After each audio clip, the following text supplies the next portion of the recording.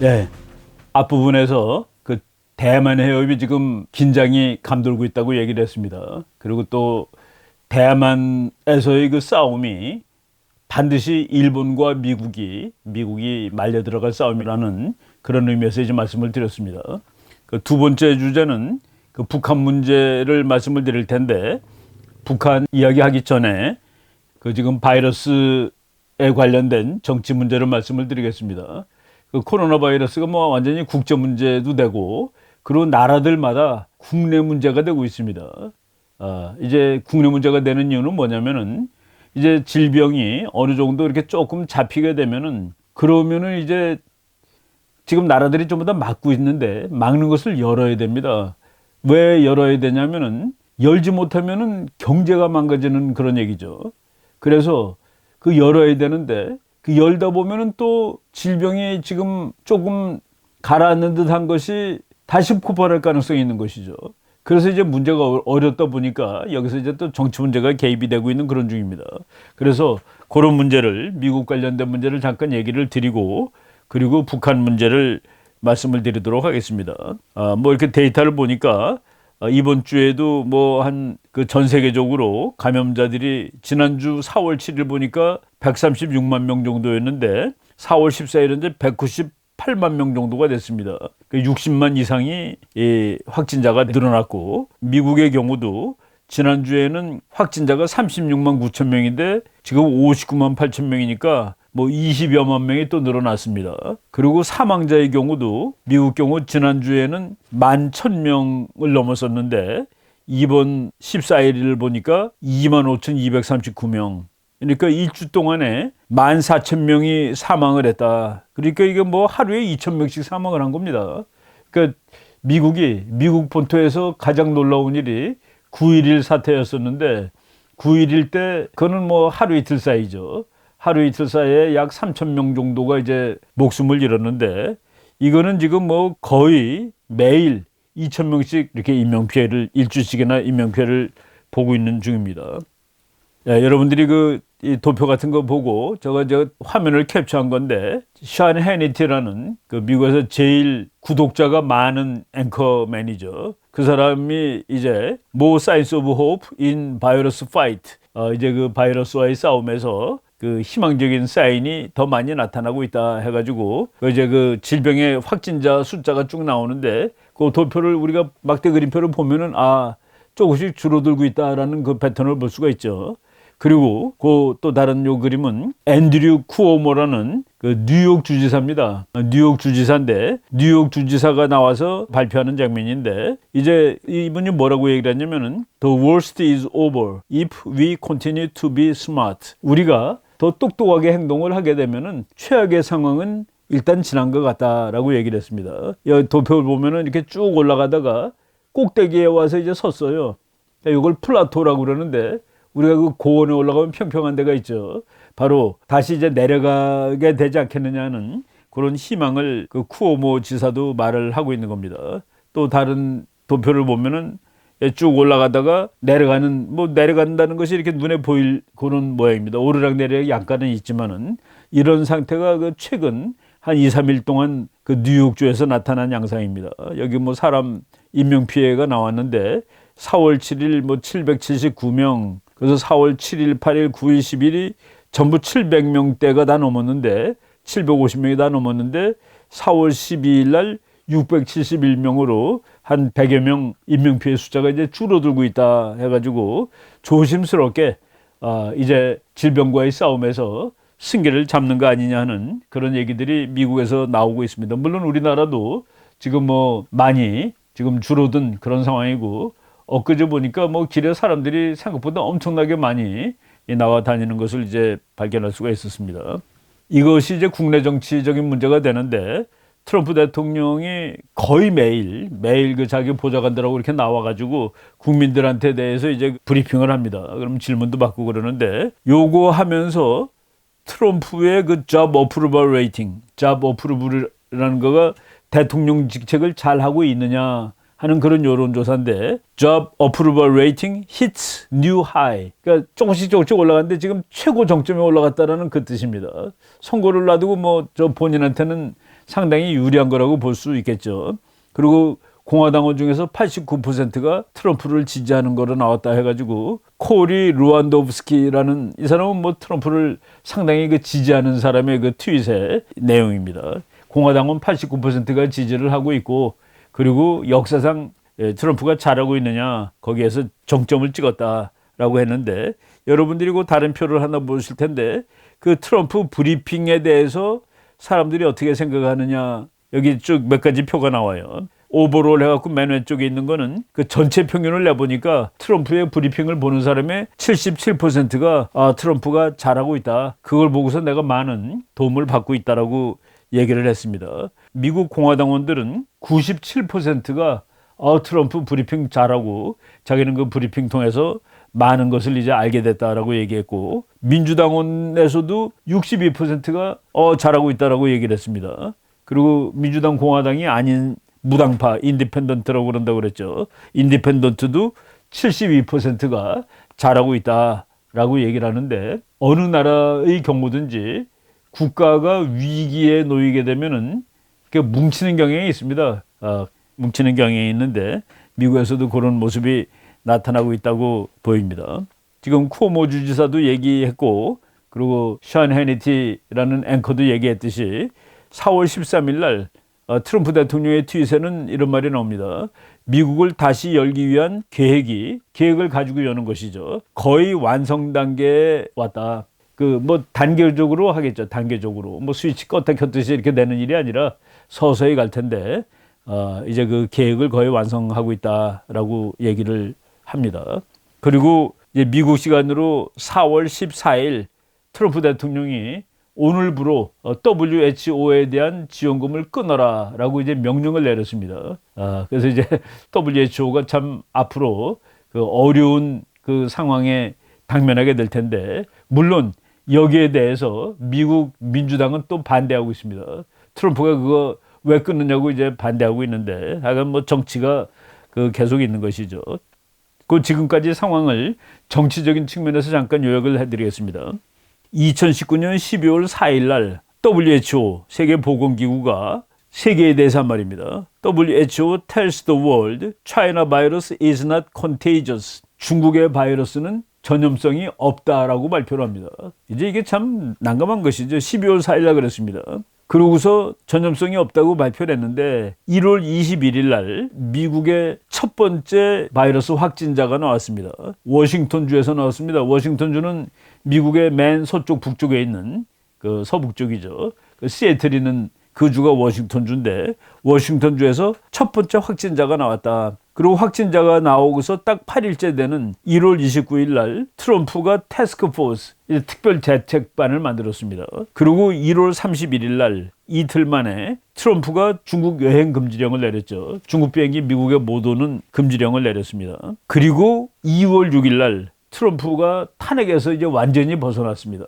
상원에서 트럼프 무죄다 해가지고 나온 거가. 그러니까 뭐 하도 바쁘게 세월이 지나가다 보니까 우리가 인식을 못했습니다. 저도 맞아. 야, 이 바이러스 사태가 시작된 다음에 트럼프가 탄핵에서 벗어났지. 2월 6일입니다. 그런데 트럼프가 탄핵에서 벗어나는 날 지금 민주당의 후보로 뭐 거의 100% 확정됐다고 볼 수 있는 조 바이든이 트럼프가 중국 사람을 여행 금지령 내린 데 대해서 트럼프는 제노포비아라는 건 외국인 혐오증이라는 소리입니다. 트럼프는 외국인 혐오증적인 인간이야라고 비판을 했습니다. 그리고 트럼프가 탄핵에서 면제당한 그 다음 날인 2월 7일 날 펠로시는 이제 하원의장이죠. 그 여자 하원의장이 트럼프는 레이시스트다. 저놈은 인종주의자다라고 부르고 그리고 미국 국민들한테 그랬습니다. 펠로시 calls Trump racist, tells people to visit Chinatown. 그러니까 2월 7일 날 트럼프는 레이시스트다. 그리고 미국 국민 여러분들 차이나타운을 방문하세요. 미국 가면 뭐 도시들마다 차이나타운이 많이 있죠. 거기 방문하라고 얘기를 했습니다. 이거 보면 참 엄청나게 정치가들은 뭐 그 견해가 잘 일치하지 않는 것 같습니다. 근데 3월 30일 현재 펠로시가 트럼프가 바이러스 가지고 장난하고 있어서 많은 미국 국민들이 죽고 있다라고 얘기를 했고 뭐 어떤 사람은 지금 바이러스를 잘 핸들링 못한다고 트럼프 또 탄핵해야 된다고 얘기하는 사람도 있습니다. 이런 것들이 지금 정치적으로 그 세상 문제를 보면서 이 정치가들이 없는 세상이 더 좋은 세상이 될지도 모르겠다라는 그런 생각을 해보죠. 지금 미국 사람들 데모하는 사진인데 미시간주에서 데모하는 사진입니다. 스몰 비즈니스 이즈 이센셜. 지금 그 코로나 사태 때문에 우리나라는 그렇게 그 철저한 뭐 셧다운을 하지 않았는데 미국은 지금 식당에서 밥 먹을 수 없습니다. 아예 문을 다 닫아가지고 그 배달하는 것만 한대요. 배달하는 것만. 그래서 지금 작은 그 뭐 소상인들이 정말 지금 죽어나고 있습니다. 여기 그 데모를 하는 거죠. 우리 작은 기업은 죽을 지경이다. 오픈 미시간을 열어주세요. 엔드 더 셧다운. 이제 셧다운을 풀어주세요. 라고 이제 시민들이 나와서 데모를 하는데 사람들이 이제 서서히 이제 못 버티기 시작하는 겁니다. 그런데 이거가 되려면 몇 가지 이제 조건이 있어야 되겠죠. 풀어주더라도 질병이 확산되지 않아야 되는데 이 대책이 지금 100% 있느냐에 대해서 모르기 때문에 그냥 가만히 있자니 경제가 망하고 있고 풀어주자니 이 병이 컨트롤 될 것 같지가 않고 그래서 지금 딜레마인데 이 결정을 참 하기가 어려울 겁니다. 대통령이 마지막 결정을 하는 사람이 될 텐데 미국은 또 뭐 대통령이 아니라 미국은 연방 국가다 보니까 지금 쿠오모 주지사는 뭐라고 그러냐면은 트럼프 대통령이 5월 1일 이전에 몇 개 주는 셧다운을 풀을 수가 있다라고 얘기를 했더니 뉴욕을 셧다운 풀어주면 나는 셧다운 안 풀겠다라고 오히려 그렇게 대답했습니다. 그래서 트럼프는 왕이 아니다. 뭐 대통령하고 왕은 다르죠. 그러면서 자기는 트럼프가 풀어주라고 그래도 못 풀겠다라는 식으로 얘기를 했는데 이런 그 정치적인 갈등 요인들이 앞으로 많이 남아 있을 것 같습니다. 그래서 이제 주별로 이제 다 여는 날짜는 다른데 지금 셧다운 하지 않은 주도 미국에 몇 개가 있습니다. 그런 주들은 뭐 지금 대만 같은 데는 초등학교도 학교도 다 다닙니다. 다니는 나라도 있고 그러다 보니까 나라마다 사정이 조금 다른데 미국은 주별로 사정이 다르고 이것 때문에 대통령 연방정부하고 주정부하고 뭐 그런 그 문제점들이 있는 것 같습니다. 이제 시장 셧다운을 그러니까 우리가 그 가게들을 문 닫고 있는데 이거를 열게 할 수 있는 좋은 장치 중에 하나가 그 의료 기술이 좋아져 가지고 즉각 테스트 해 가지고 이 사람은 음성이다 양성이다를 아주 재빨리 판정해 줄 수 있는 기계가 뭐 가게마다 다 하나씩 있으면은 회사마다 있으면은 가가지고 테스트하고 그 들어갈 수 있다 없다가 판정이 되면은 오픈할 수가 있는 거겠죠. 근데 그런 기계가 거의 나오는 그런 상황이라는 그 뉴스 기사입니다. 뭐 요만한 기계예요. 요만한 토스터. 그 뭐 저 앵커맨들이 그러더라고. 토스터기 비슷하대요. 우리가 그 빵 구워 먹는 기계, 그만한 기계인데 그거가 그 수압이죠, 수압. 그 면봉을 코에다 이렇게 집어넣고서 발라가지고 저 기계에다 누우면은 15분 정도 만에 음성이다 양성이다가 판정이 된답니다. 물론 이제 정확한지는 모르겠는데 그거가 되면은 일단은 셧다운 되었던 그 비즈니스를 열 수 있지 않겠냐는 그런 그 얘기들을 하고 있는 걸 봤습니다. 지금 제가 오늘 원래 그 시간이 좀 되면은 미국과 중국 그리고 세계와 중국 관계가 어떻게 될지에 대해서 뭐 좀 더 얘기를 하려고 그랬는데 시간이 조금 부족한 것 같아서 요거는 그 다음 기회로 미루기로 하고 지금 중국의 가장 큰 문제는 신뢰성을 잃고 있다는 문제입니다. 중국이 발표하는 대로만 보면은 완전히 바이러스 청정국인데 인구 비례로는 중국처럼 깨끗한 나라가 없습니다. 100만 명당 몇 명이 확진이 됐고 몇 명이 죽었다고 치면 중국이 세계에서 거의 최고의 나라로 나옵니다. 인구가 14억인데 사망자가 3,000명 단위고 미국은 인구가 3억인데 사망자가 2만 명 단위니까 뭐 확실히 다른 그런 것이죠. 그런데 그거를 신뢰할 수 있느냐. 신뢰성의 문제 때문에 지금 중국이 다른 나라로부터 그 손가락질을 받고 의문의 대상이 되는데 이 문제는 제가 다음에 다시 한번 말씀드리려 하고 이제 그 북한 문제로 넘어가겠습니다. 지금 북한에서는 지금 북한이 하는 행동을 보면은 전 세계가 이 질병 하나 가지고 지금 싸움을 하고 있는데 북한은 그 질병과 싸움을 하지 않고 있는 것 같아요. 북한이 하는 행동을 보면은. 그런데 그 올리비아 쉬버라는 아메리칸 엔터프라이즈 인스티튜트에 있는 그 젊은 그 학자인데 북한을 전문으로 이제 공부하고 있는 그런 사람입니다. 올리비아 쉬버라는 사람이 바로 4월 6일 날 워싱턴 포스트에다가 글을 하나 기고했는데 그 글이 아메리칸 엔터프라이즈 인스티튜트 홈페이지에도 올라와 있고 그리고 그거보다 하루 늦게 4월 7일자로 미국의 송조지 스타즈 앤드 스트라이프 우리말로 하면은 국방일보나 마찬가지입니다. 거기에 이제 나와 있는데 거기를 쭉 읽어보니까 그 제목이 그래요. Virus could be wreaking havoc on North Korea. 그 wreaking havoc이라는 게 막대한 피해를 입히다 그런 뜻입니다.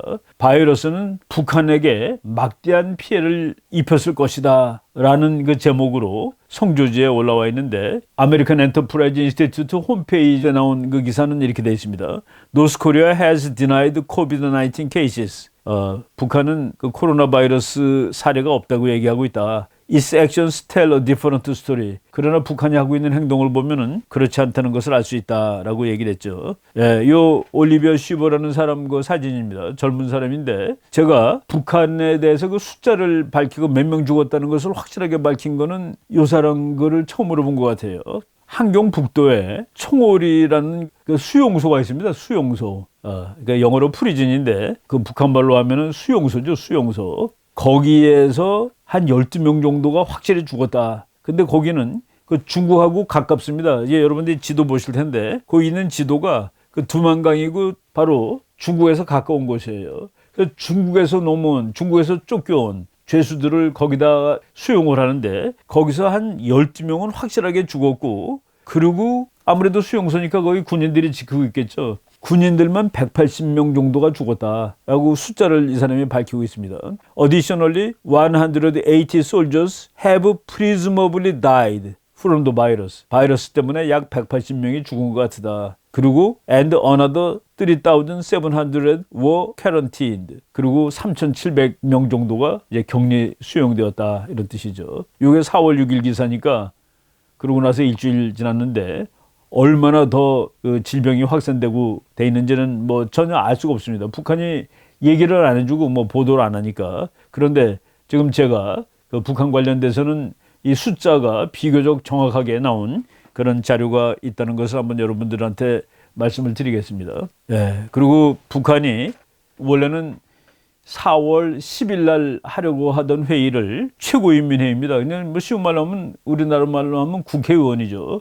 국회가 모여서 회의를 하는데 이 사람들이 이제 그 평양으로 이제 모이는데 지방에서들 다 온답니다. 이제 매년마다 이런 걸 할 때마다 오는데 이 숫자가 600 몇십 명이에요. 그래서 와가지고 회의를 하는데 이제 여기 요번에는 김정은이가 참석하지 않았습니다. 김정은이가 왜 참석하는지에 대해서는 분명하지가 않은데 보통 김일성이라든가 김정일이라든가 그리고 김정은이도 이 회의가 평양에서 열릴 때는 항상 참석을 했습니다. 그런데 김정은, 김일성, 김정일이는 절대로 무슨 감기라든가 무슨 질병이 그 사람한테 옮기면 안 되는 사람이에요. 그래서 북한의 그 대의원들을 지방에서 평양으로 부를 때 한 2, 3주 정도 전에 부른답니다. 그래가지고 그 사람들을 전부 건강조사를 하는 거예요. 감기 걸린 사람 빼고 뭐 질병 걸린 사람 빼고 그래서 완전히 건강한 사람만 이 회의장에다 놓고 그리고 거기에 김일성, 김정일이, 김정은이 들어가서 이제 회의를 하는데 요번에는 10일 날 하려고 그랬는데 그 사람들이 쭉 몰려왔는데 12일 날을 한 걸 보니까 이틀 늦게 한 걸 보니까 대의원 중에서 바이러스에 의심스러운 사람이 나온 것 아닌가라고 얘기를 합니다. 그리고 김정은이가 가지를 않았는데 뭐 우리나라 어떤 언론에는 김정은이가 대의원이 아니니까 안 갔다 그러는데 대의원이 아니래도 김정은은 여기 가는 겁니다. 그 사람이 자기가 국가의 대표인데 평양에 다 이렇게 몇백 명이 모이는데 자기는 의원이 아니니까 안 간다. 이건 좀 설명이 좀 그렇죠. 아마도 의심자가 나와서 안 가는 건지 모르겠다라고 얘기를 합니다. 그런데 북한이 어제 그리고 어제가 아니라 또 10일보다도 한 며칠 전에 계속 그렇게 큰 사건은 아닌데 군사적인 도발을 하고 있습니다. 이제 먼저 4월 14일 어제 한 도발부터 잠깐 설명을 드리겠습니다. 어제 크루즈 미사일을 여러 발을 쐈습니다. 크루즈 미사일은 날아가는 속도가 아주 느려요. 그리고 오래 나는데 쏜 곳이 동네로는 이제 강원도인데 그 원산 바로 위입니다. 지금 북한의 이 새로 만든 도로 강원도죠. 문천이라는 곳에서 쐈는데 거기서 그 크루즈 미사일이 90마일쯤 날아갔으니까 150km 정도 될 겁니다. 그리고 나는 속도가 40분 동안 날랐대요. 그러니까 40분 동안에 150km 갔으니까 1시간에 한 200km 가는 거니까 헬리콥터 정도 속도입니다. 헬리콥터 천천히 날을 때 속도예요. 그 정도로 날아갔는데 이거는 유엔 결의안 위반이 아닙니다. 왜?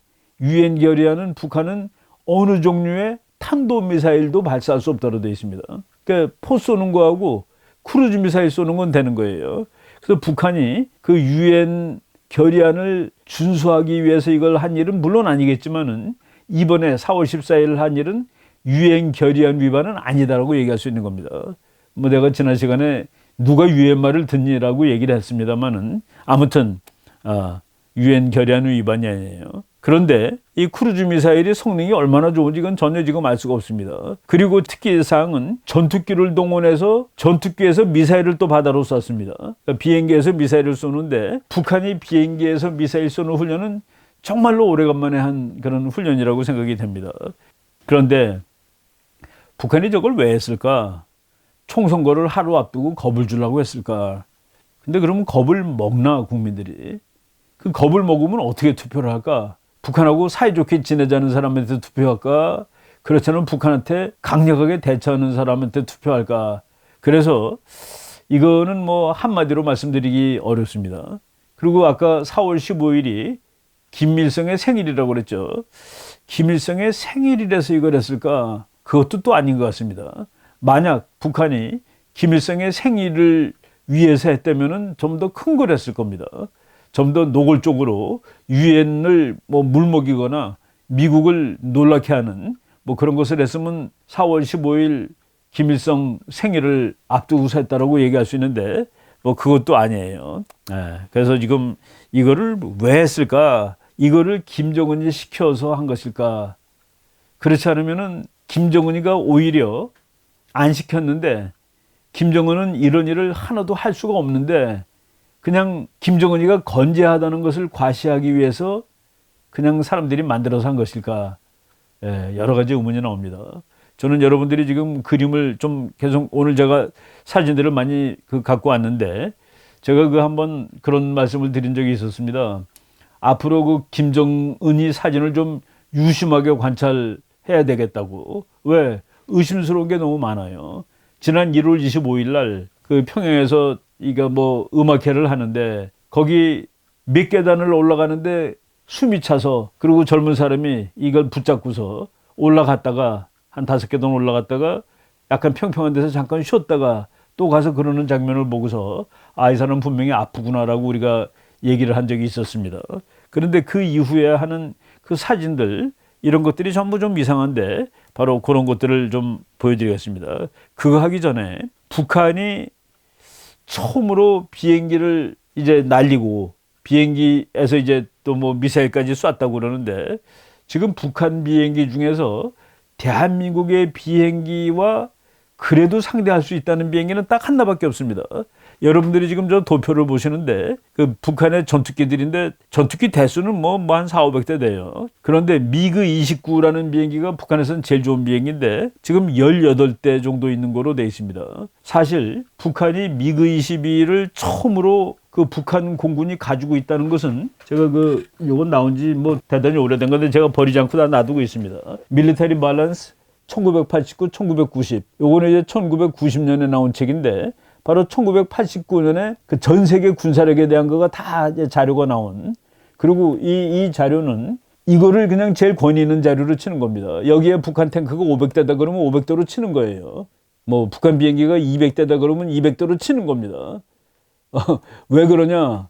이게 그만큼 권위가 있다라는 그런 의미인데 여기에서 처음으로 이게 1989에서 1990년 자료에 처음으로 북한이 미그 29를 24대 가지고 있다라고 이제 처음으로 나온 그 해입니다. 그래서 제가 그때 젊었을 때 이걸 연구하면서 야, 북한이 미그 29까지 가지고 있네 라고 하면서 북한이 상당하다라고 이제 쓰고 우리가 여기에 대비해주면 안 된다라고 이제 했던 그 참고 자료인데 제가 마침 제가 비행기 모델만 많이 갖고 있는데 요게 바로 미그 29입니다.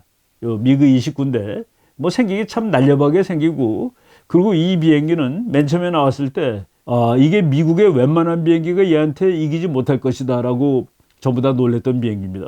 근데 그 비행기를 북한도 가지고 있다니. 그리고 1990년대 초반에 이 비행기가 얼마나 그 서방 세계에 이거 뭐라고 그럴까요? 그 경외감을 준 비행기냐면은 이 비행기의 그 나토 코드명이 리타입니다. 리타. RITA. 리타. 그 리타 그러면 그 독일의 그 여자 이름이 리타예요. 리타. 그 여자 이름인데 독일이 통일을 하죠. 독일이 통일을 하는데 독일이 통일을 하고서 동독 거 다 없앱니다. 다 없애는데 동독이 이 비행기를 가지고 있었던 거예요. 소독의 공군 장교들이 이 비행기를 타보고 이게 너무 마음에 들어가지고 이 비행기는 없애지 말자. 그래가지고 여기에다가 소독 마크를, 이제 통일된 독일이죠. 통일된 독일 마크를, 동독 마크를 지우고 소독 마크를 달고 소독 공군에 이 비행기가 이제 있을 정도로 서방 측에서는 아주 신비로워하는 그런 비행기였습니다. 근데 이 비행기가 1983년에 나온 거고, 그리고 지금 2020년이니까 몇 년 된 겁니까? 그러면 37년, 40년이 다 돼가는 고물입니다. 고물. 근데 북한에서는 얘가 최고예요. 그리고 김정은이가 이 비행기를 보고서 그나마 그래도 우리도 비행기 같은 비행기가 있다라고 생각하는 건데, 그거를 가지고서 이제 그 앞에 가서 요번에 사진도 찍고 뭐 폼을 잡았습니다. 예. 그리고 이 비행기가 우리나라 또 신문에 의하면은 비행기 수대가 전방 지역에 전진 배치된 것으로 알려졌다. 13일 조선일보 이렇게 나왔습니다. 이 비행기를 전진 배치했다. 뭐 전진 배치했으니까 얼마나 무서워졌느냐 하는 거는 뭐 다른 얘기인데, 제가 그 말씀을 잠깐 드리겠습니다. 여러분 지금 미국의 성조지에서 나온 사진입니다. 스타즈 앤드 스트라이프 4월 14일자에 김정은이 그 비행기 앞에 서서 그림 보시면 어떤 생각 드는지 보세요. 그 앞에 있는 장교들이 입은 옷은 완전 겨울 옷입니다. 그 속에 솜이 풍성풍성하게 들어간 옷 같아요. 그 앞에 서 있는 군인 옷 보면은. 그리고 그 뒤에 그저 민간인들 서 있죠. 그리고 김정은이 서 있는 장면입니다. 흰 옷에 뭐 베이지색 바지에 브라운색 구두를 신고 서 있는데 이 구도가 맞는지 한번 잘 보십시오. 옷이 맞는지. 예, 또 다른 사진입니다. 이거는 비행기 앞에 서서 걸어가는 장면입니다. 조심스럽게 한번 봐보세요. 그 뒤에 까만 옷 입고 있는 사람들은 바로 앞에서 본 사진에 있던 사람들하고 같은 사람입니다. 근데 김정은이 경례를 하는 모습으로 걸어가는 것이죠. 경례. 손을 이렇게 딱 들고 걸어가는 건데 그 뒤에 따라가는 장교가 설명을 하고 있습니다. 원래 경례를 하고 갈 때는 옆에 따라가는 군인도 같이 경례를 하는 것이 일반적인 그림입니다. 그런데 김정은은 경례를 하고 있고 뒤에 따라가는 사람은 뭔가를 설명하는 듯하고, 그리고 복장도 한 사람은 완전 동복이고 한 복장은 뭐 아주 따뜻한 날 입는 옷 같기도 하고, 이 비행기 앞에 서서 지금 가는데 요 그림은 4월 11일 미국판 데일리 NK에 나왔던 사진입니다. 요거는 어디라고도 장소가 나와 있질 않아요. 어느 비행장이라고 나와 있지 않습니다. 북한이 준 사진을 그냥 찍은 사진 같아요. 또 사진 하나 또 보겠습니다. 이 사진은 월스트리트 저널에 나온 건데 여기서도 그 뒤에 있는 비행기가 바로 이겁니다. 바로 미그 29예요. 그 바로 뒤쪽에 있는 비행기는 그 미그 29 앞에서 뭐 담배까지 물고 주머니에다 손 집어넣고 그러고 이제 하는 그 사진인데, 이게 군부대를 방문한 그런 뭐 국가의 그 지도자인데, 이 그림들 한번 보고서 나는 이게 뭔가 조금 좀, 그러니까 뭐라고 말할 수는 없는데 조금 이상한 그림이다라는 느낌이 아주 강력하게 들었습니다. 그래서 지금 뭐 어느 비행장 가가지고, 그리고 지금 이 비행기가 그 이제 서방 측에서 1990년대까지는 참 환상적인 비행기였습니다. 미국이 이걸 사기도 했어요.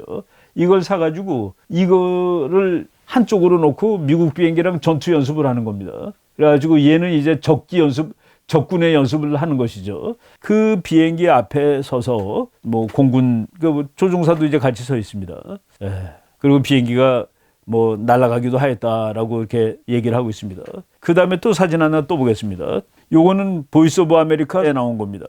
한 2, 3일 전 사진이래요. 이게 어디 지역인지 지금 정확히 안 나왔는데 포사격을 했다는 겁니다. 포사격. 근데 여기서 무슨 포가 박격포라고 되어 있습니다. 박격포. 근데 박격포는 여러분들이 그 군대 갔다 오신 분은 다 알지만은 그거는 1차 대전 때 쓰던 포입니다. 100년 전 포입니다. 1차 대전 때 개발됐는데 지금도 박격포 가지고 전쟁을 하는 시대인가 하는 그 느낌이 드는데 아무튼 김정은이 복장도 아주 특이합니다. 저 모자는 김일성밖에는 쓰지 않았던 모자라고 합니다. 둥그런 빵모자. 그걸 쓰고 흰옷도 김일성이 입었던 옷인데 김일성을 그 상징화시키는 그런 복장으로 뭐 전방인지 어딘지 모르지만은 하여간 포사격 연습을 했다. 우리가 지난주에 얘기했지만은 지금 북한이 돼지의 질병이 창궐해가지고 평안북도에 있는 돼지는 전멸했을 정도로 지금 돼지가 막 죽고 있는데 이런 상황에서 지금 포사격 훈련을 하고 그리고 비행장에 가고 그리고 4월 14일 날은 크루즈 미사일을 쏘고 동해바다에서 그리고 비행기가 폭격도 하고 그리고 4월 13일 날 우리나라 뉴스에는 이 미국기가 남쪽으로 전진 배치되어 있고 이거 전진 배치해서 뭐 하려고요? 이거 전진 배치하면은 남한을 공격하겠다? 예. 여러분 지금 또 사진 봅니다. 김정은 또 군부대 방문 포사격 훈련에 만족을 표시했다. 이것도 보이스 오브 아메리카 4월 11일 날 나온 그림인데 예. 같은 4월 11일인데 같습니까? 모양이? 그 모자 쓰고 있는 그리고 흰옷 입은 김정은하고 검은 가죽으로 바꿔 입은 가죽옷으로 바꿔 입은 김정은하고 그리고 머리카락 모양도 뭐 저기는 모자 썼으니까 보이진 않는데 이런 것들이 자꾸 의문이 들게 하는 이런 사진을 북한이 쉬지 않고 내보내고 있습니다. 그리고 이 미그-29를 전방 배치했다고 그랬죠. 그리고 바로 오늘자 보이스 오브 아메리카에 나온 뉴스인데 북한이 2016년 12월에 그러니까 이제 박근혜 대통령 탄핵당할 바로 그 무렵입니다. 그 무렵에 청와대 모양하고 똑같은 걸 만들어 놓고 거기다가 이제 폭격 연습을 했어요. 비행기로 폭격하고 그리고 또 군인들이 가서 청와대 점령하는 그런 연습도 했는데 그 자리에다가 그 같은 자리에다가 다시 동그랗게 표시를 해가지고 폭격 연습을 하는 자리로 다시 만들었다. 그러니까 북한의 이 미그-29 다시 꺼내서 얘로 하여금 청와대를 폭격하게 하겠다라는 그런 연습인지 그런 그 연습 시설이 나왔다라는 것이 오늘 뉴스에 나왔습니다. 그리고 저쪽 그 계룡대라고 또 충청도에 가면 있죠. 우리나라 그 뭐 육군본부, 해군본부, 공군본부가 다 있는 그 계룡대라는 그 모양도 만들어 가지고 건물을 비슷하게 만들어 가지고 폭격 대상 표적으로 만든 겁니다. 만들어 갖고 연습을 하는데 좀 나라들마다 뭐 그런 경우가 있죠. 미국은 그 자기가 공격할 거랑 똑같은 도시를 만들어 놓고 아예 연습을 하니까 저거 하는 것이 뭐 이렇게 특별히 놀라운 일은 아니지만은 그런데 북한이 지금도 이런 식의 전쟁이 가능하다라고 생각을 하고 있다는 것이 조금 저는 어이가 없다라고 생각을 합니다. 저희가 뭐 좀 됐습니다만은 북한이 할 수 있는 전쟁은 지금 북한이 정말 전쟁을 할 수 있다고 그러면은 게릴라 테러 전쟁밖에 없습니다. 그 외에는 지금 북한이 정규전을 할 수가 없어요. 그러니까 후세인이 마지막 바보라고 미국 사람들이 얘기합니다. 미국의 군사력이 뭡니까? 초현대 군사력이죠. 거기에 탱크 비행기 가지고 맞짱 뜬 마지막 놈이 후세인이에요. 그래서 후세인을 마지막 바보라고 얘기를 합니다. 그래서 후세인 다음에는 누가 덤빕니까? 미국한테. 게릴라 테러리스트가 덤비는 거죠. 그런데 이걸 가지고 미국 비행기한테 덤비겠다라고 지금 북한이 생각을 하고 있는 겁니다. 미국 비행기뿐만 아니라 이거는 한국 비행기한테도 안 되는 겁니다. 한국이 지금 주력 기종으로 가지고 있는 거가 F-15하고 F-16인데 얘가 F-16입니다. 얘하고 얘랑 싸운 적이 있는데 얘가 추락했습니다. 이게 6대가 추락을 당했는데 F-16이 얘를 추락시킨 적도 있고 그리고 지금 한국 공군이 가지고 있는 F-15라는 전투기 있다고 그랬습니다. F-15한테는 당할 수가 없는 비행기입니다. 그래가지고 이제 역사적으로 이 비행기가 뭐 많이 떨어지진 않았는데 전투를 하다가 유고슬라비아 코소보에서 이제 전투를 해가지고 6대가 이제 공중전에서 추락을 했고 그리고 한 대가 더 추락을 했는데 그 한 대는 지상에서 쏜 그 아군의 자기 유고슬라비아죠. 아군의 포를 맞고 추락을 했습니다. 그러니까 하늘에서 7대가 추락을 당한 거죠. 그리고 4대가 이제 또 부서진 거가 있는데 4대는 비행장에 앉아있는 채로 부서진 겁니다. 그러니까 이건 떠서 전투를 하다 부서진 것이 아니고 그래서 그 코소보 분쟁 때 총 11대의 미그-29가 이제 서방 전투기랑 싸워서 이제 진 거나 마찬가지죠. 그래서 그 미그-29가 그 이후부터는 상당히 그 불명예를 안게 됐는데, 이 비행기가 일단은 전자장치가 나쁩니다. 전자장치가 나쁘고 두 번째는 멀리 나질 못합니다. 그래서 이 비행기가 원래 목적은 평양을 보호하기 위해서 북한이 갖다 놓은 거예요. 서울을 공격한다는 목적보다도 작전 방향이 짧다. 그리고 이 비행기의 세 번째 목표는 뭐냐면은 이 비행기가 얼마나 튼튼하냐에 따라서 이거 뭐 날아다니고 그러면은 그 비행기가 뭐 이렇게 막 닳지 않겠습니까? 그런데 이 미그 29의 그 수명을 2,500시간으로 칩니다. 그러니까 2,500시간 치면은 거의 못 쓰는 비행기가 되는 거예요. 근데 미국 비행기들은 평균 그 수명을 한 6,000시간 정도로 칩니다. 그러니까 이제 미국 비행기가 훨씬 더 튼튼하죠. 김정은이가 이 비행기를 90년 무렵부터 갖고 있었는데 북한이 지금 이제 뭐 한 30년 됐는데 이 나온 지는 또 뭐 37년 된 비행기고 얼마나 지금 이 성능을 유지할 수 있을지 뭐 그거는 좀 우리가 알 수 없는 일이라고 말씀을 일단 드리겠습니다. 그래도 북한에서는 뭐 얘가 제일 좋은 비행기니까 이걸 가지고 뭘 해보겠다고 이렇게 생각을 하는데, 전쟁이 나면은 거의 뭐 그 순간 한반도의 모든 하늘은 그 미국이 장악을 하게 될 겁니다. 뭐 북한의 미그 29 이거는 지금 상대가 될 수 없는 그런 비행기라고 보시면 됩니다. 제가 이 젊었을 때 삼사관학교 교관이었을 때 중이었을 겁니다. 그때 그 삼사관학교 졸업식에 이제 대통령이 오는데 대통령이 대구에 있는 그 비행장에 비행기 타고 도착을 합니다. 그리고 거기서부터 그 학교까지 이제 퍼레이드로 가는데 그래가지고 그 뭐 귀빈들이 다 공항으로 오니까 안내장교로 이제 제가 거기 가서 이제 졸업식 놔두고 한 보름 이상 그 비행장에서 근무를 했습니다. 그 안내장교로. 그런데 그때 이제 대한민국에 팬통기가 도입이 됐었습니다. 팬통기라고 아주 유명한 전투기입니다. 그 팬통기인데 지금 이 비행기는 우리나라가 가지고 있는 팬통기랑은 색깔이 다릅니다. 이거는 그 미국 해군용 팬통기인데 우리 그 팬통기가 이제 태극기 마크를 단 팬통기가 딱 내리는데 그 공항에 거기서 조종사가 내리는데 조종사가 그 별 둘이었습니다. 소장. 그러니까 뭐 제가 중2 때 소장을 보니까 그 하늘이죠. 뭐 제가 경례를 딱 바치고서 그 장군한테 내가 그 비행기가 너무나도 자랑스럽다라고 얘기를 한 적이 있었습니다. 그랬더니 그 조종을 하고 내려오신 장군님이 내가 이제 우리도 미국하고 똑같은 것을 가지고 있군요라고 얘기를 했어요.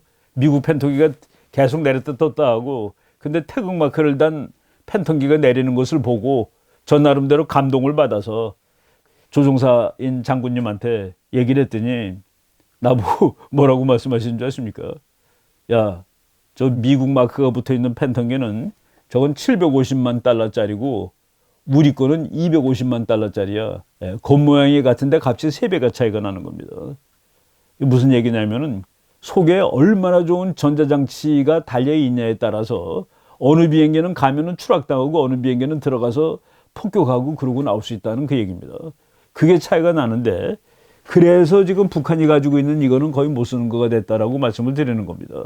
이 전자장치가 더 이상 개선이 되지 않고 뭐 그냥 있는 거나 마찬가지죠. 그래서 지금 북한이 지금 미국한테 이런 무기를 재래식이라고 그럽니다. 재래식이라는 게 고물이라는 뜻이 아니라 핵이 아니라는 뜻이에요. 그러니까 미국의 F-22가 다 재래식 무기입니다. 이런 이 무기를 가지고 미국한테 덤비면은 지금 당할 나라가 없는 것이죠. 그래서 그거는 생각을 하면 안 되는 겁니다. 근데 지금 북한이 미그 29 가지고 뭐라고 그러는데 제가 이거를 준비하면서 자료를 쭉 보다 보니까 미국의 국방비가 금년에 7,500억 달러입니다. 여러분 북한 국방비가 얼마인지 아시죠? 16억 달러입니다. 16억 달러.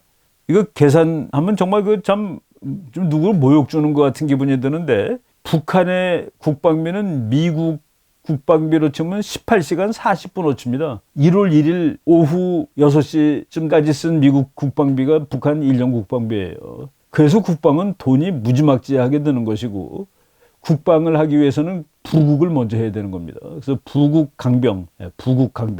그게 순서예요. 근데 지금 북한이 강병을 먼저 하고 부국을 강병 다음에 부국이 나온지 모르겠는데 강병을 하다가 완전히 거지가 돼버린 나라인데 지금 이런 미그를 가지고서 뭐 이러면 안 되죠. 예. 그리고 북한은 웬만한 통계 또는 국제정치 자료집에 북한의 GDP는 나오질 않습니다. 그냥 전부 다 NA라고 나와요. Not available. 모릅니다라고 나오는데 그 미국 CIA에서 나온 걸 보니까 2013년 무렵인가가 북한의 GDP를 280억 달러로 추정을 했더라고요. 280억 달러. 그 뭐 거기서 늘지 않았을 겁니다. 미국은 20조 달러입니다. 20조. 그러니까 20조 달러하고 280억 달러를 계산해 보면은 이거는 미국의 한나절치밖에 안 됩니다. GDP가. 그래서 지금 많은 사람들이 미국과 북한을 대등한 차원에 놓고 서로 주거니 받거니 하는 거로 보는데 그거가 아니다라고 얘기를 하고 지금 북한이 더 이상 이런 짓을 하면은 안 되겠다라고 이제 생각을 하는 것이죠. 제가 이번 그 강의 제목을 붙이기가 상당히 애씁니다. 북한이 할 수 있는 게 뭐가 아무것도 없는 모양이지. 그래서 저러는 거 아니야? 근데 그것도 도무지 말이 안 되는 겁니다. 북한은 정말 지금 해야 되는 일이 뭔지를 알아차려야 되는데 그러지 못하고 있습니다. 그런데 우리나라에서 그 지금 그 젊은 기자들이 공부를 좀 많이 해야 되겠다는 생각이 드는데 특히 이제 국제 문제에 대해서 이게 지금 어제 겁니다. 연합뉴스에 속보해가지고 합참 북한 서해 북중 분계선 일대에서 영공방어 활동. 그러니까 영공방어 활동을 했다니까 북한이 자기 나라를 지키기 위해서 활동한 거니까 북한이 포 쏘고 뭐하고 그러는 거가 아무것도 아니다. 그런 뜻인가요?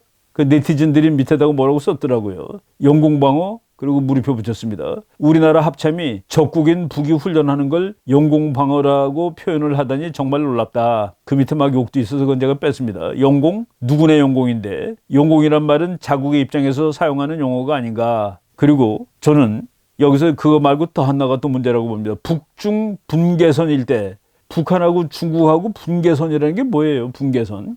국경이면 국경이고 경계면 경계지. 분계? 예. 지금 우리나라가 국제 정치에 대해서 제가 이미 말씀을 드린 적이 있었습니다만은 국제 문제에 대해서 너무 지금 무심하다라고 말씀을 드릴 텐데, 예. 그리고 요거는 바로 그저께 겁니다. 4월 13일자예요. 북한 어제 최고인민회의 개최 김정은 불참했는데 여기 뭐라고 썼나 기사 보고 저는 또 조금 충격받았습니다. 북한이 지난 12일 남쪽의 정기국회격인 최고인민회의를 개최했다. 이 기자 대한민국 국민 아닙니까? 북한이 지난 12일 대한민국의 정기국회격인 최고인민회의를 개최했다라고 써야지 맞을 겁니다. 이런 거 하나하나가 전부 의미를 가지고 써야 되는 겁니다. 지금 엄중한 국제정치가 전개되고 있는 겁니다. 제가 여러 번 말했지만은, 대한민국이 통일되면은 이 나라 이름이 대한민국이어야 한다라고 하기 위해서 우리가 이렇게 노력을 하는 것이죠. 왜? 여긴 자유가 있고, 자유가 있으니까. 그런데 남쪽 북쪽이 아니죠. 대한민국이라 써야지 맞는다라고 말씀을 드리겠습니다. 지금 북한이 지금 이건 도발, 엄밀한 의미에서 이렇게 의미 있는 도발에 끼지도 못합니다. 의미 있는 도발도 아니고, 제가 그 사진을 쭉 보여드린 것처럼 뭔가 모르게 좀 이상하고 부자연스럽다라는 생각이 많이 듭니다. 북한이 하는 행동이 전부 또 사실 부자연스럽고요.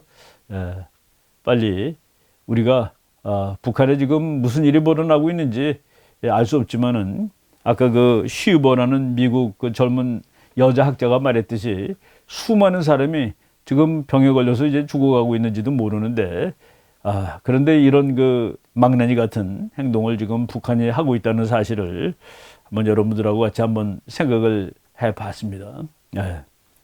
오늘도 하다 보니까 시간이 많이 지났는데 제가 중국 문제도 준비를 좀 했는데 요거는 다음 시간에 앞으로 이 바이러스 사태가 끝나면은 아주 국제 정치가 정말 돌이킬 수 없는 대변혁을 일으킬 것이 이제 확실해지고 있는데 그때 중국과 세계라는 그런 주제가 이제 큰 이슈가 될 것 같습니다. 이 문제는 요 다음 시간에 말씀드리기로 하고 오늘 거는 이 정도 선에서 마무리하도록 하겠습니다. 여러분 고맙습니다.